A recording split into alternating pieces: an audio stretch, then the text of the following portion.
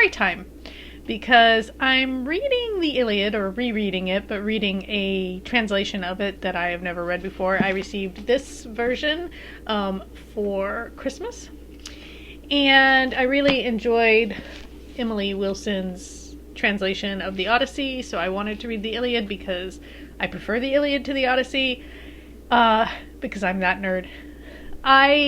My undergraduate college did not have minors, but you could earn what they called a secondary concentration in another discipline by just taking a lot of classes in that discipline.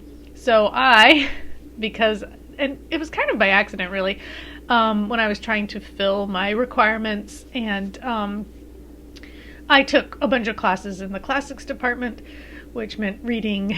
I read the Odyssey and the Iliad in high school, but then I read it again multiple times in college, and here we are. I even have a tattoo on my ankle, which I'm not going to lift up to the camera, but if I remember, I will put a picture of it somewhere. But it's basically the Greek key design that you see here, this relatively famous design element. And yeah, so instead of reviewing the Iliad, because I don't know, I mean, why? How would you? I enjoy it, but it's not for everybody. I thought it would be more fun to do more like a story time of going through it. I'm going to do it in parts because it is a chonker. There are 24 books in the Iliad, so I'm in this video only going to talk about the first 2 books. So if you happen to, it's kind of like a Cliff's Notes, Spark Notes kind of thing, where I'm just gonna discuss what's going on. So when we start the Iliad, and here I'm gonna might have to look down and just have a look. So let's set the scene. The Iliad takes place. It's that battle, of Troy. The Greeks have come to Troy because Menelaus's wife Helen has been taken away by Paris, who I believe is a son of Priam's. Priam is the king of Troy. Troy is a big walled city in Anatolia, I guess. I'm not sure if it's quite in Anatolia, but in any case,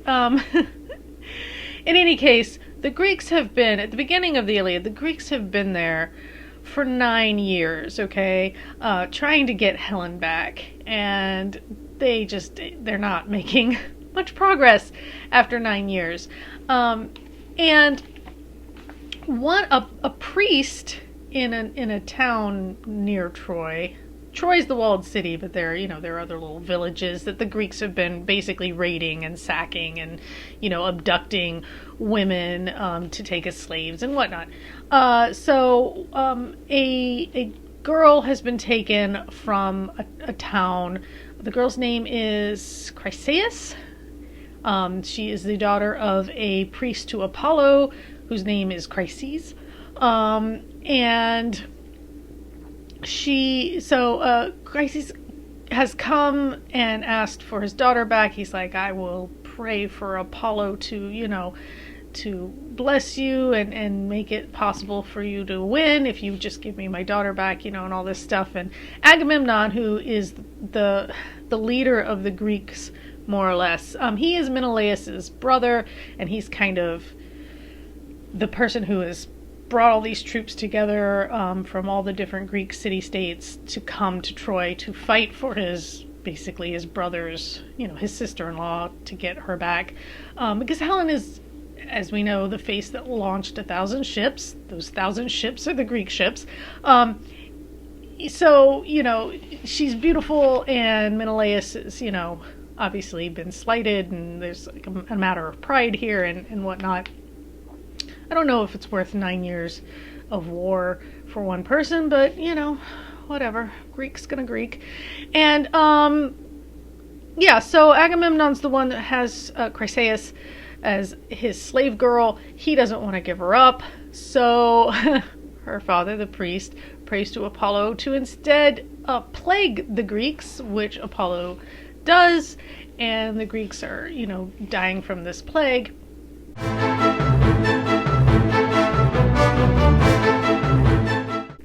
And Agamemnon and Achilles have been arguing over which of them is better, and all the usual things, because Agamemnon's like the leader, and he's I guess a strategist. It's hard to tell. He doesn't come off really well here. He's kind of a jerk. And but Achilles is considered like the best fighter, and so Achilles, and Agamemnon argue. Agamemnon finally says, fine, I will give the girl back to her father, but I'm going to take somebody else's, I shouldn't have to give up my spoils as leader of this group, so I'm going to take somebody else's, prize. Their trophy is the word used here. And so he takes a girl named Briseis from Achilles, and Achilles is angry because he's like, okay, now I've been slighted, and now I'm not going to fight anymore. I'm going to sit over here and pout and complain until like restitution has been made, And he even like complains to his mother Thetis, who is a sea nymph goddess, and Thetis goes to Zeus, and she says, hey, I want you to promise me. She had done some kind of thing for Zeus way back when. Like, he owes her, basically. So she says, hey, I want you to, make sure that the Greeks revere my son, that he doesn't lose face here. I want you to make sure that they don't win any battles until they realize they need my son Achilles in battle to win. Like, make them losers, make them realize what they've done wrong, make them, like, appeal to my son. Because she knows that Achilles' life is going to be very short. They mention it multiple times that, his death is running after him swiftly, basically. He was born to have a very short life, but it's supposed to be, burn bright kind of glorious life. It's just also going to be a very short life.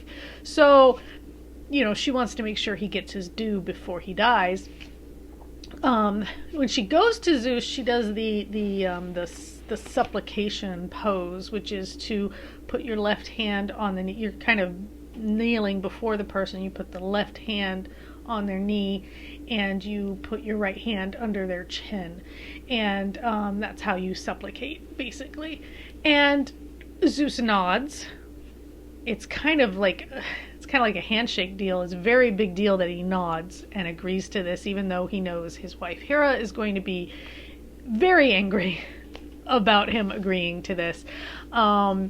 So he and Hera kind of have a little fight at a banquet later, and Hephaestus has to kind of intervene and be like, Mom, I can't stop Dad from beating you if you anger him, so please don't anger him, because I would hate to see you hurt. Basically, he offers his mom a cup with like 2 handles to drink from as kind of a thing.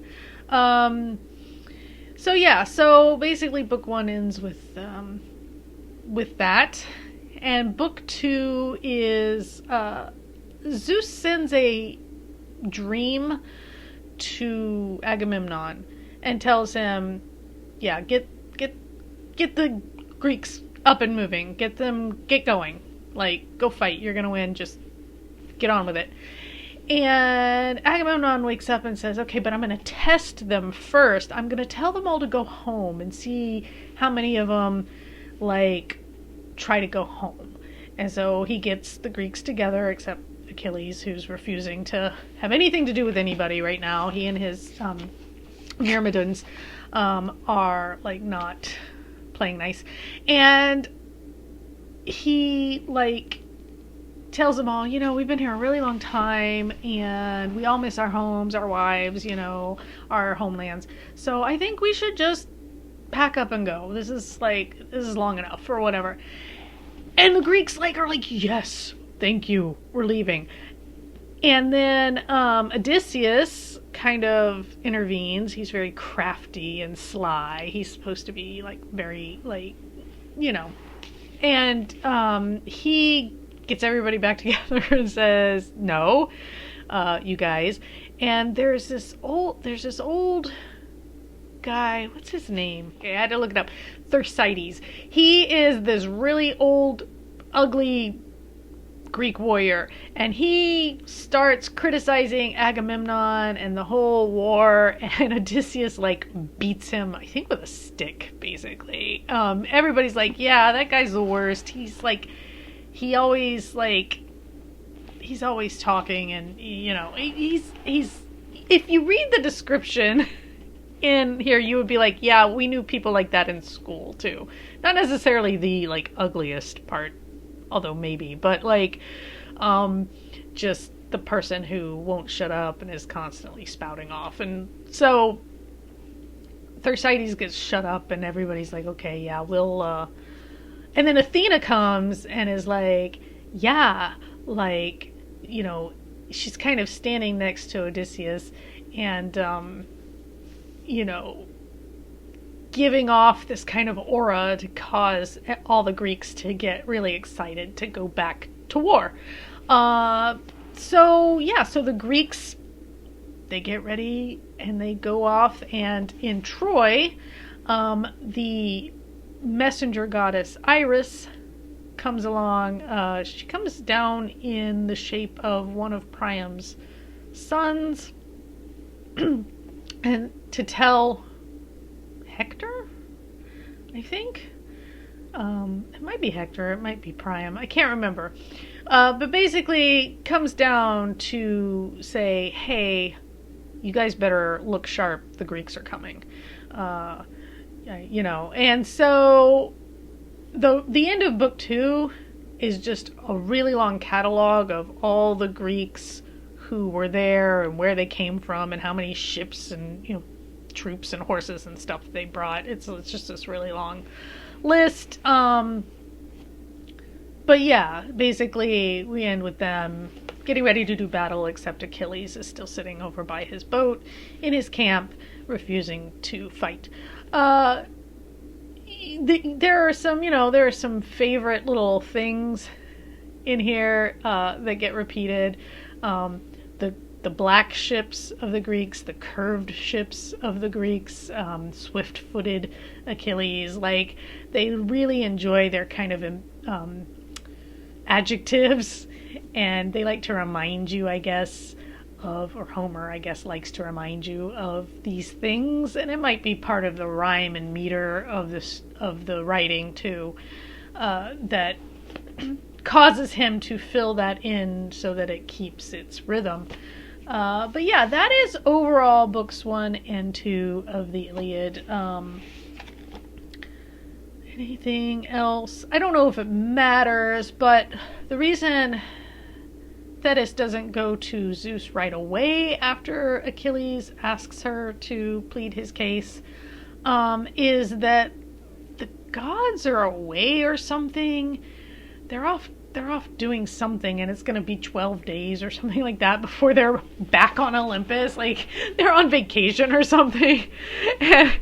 And Thetis has to wait like 12 days before she can go talk to Zeus, I guess. I don't know. It's kind of weird. But if you were asked that on a quiz, I'd want you to know that, yeah, Thetis doesn't go talk to Zeus right away because the gods are faffing around and unavailable. You know, they're out of office. And, and she has to wait for a little bit.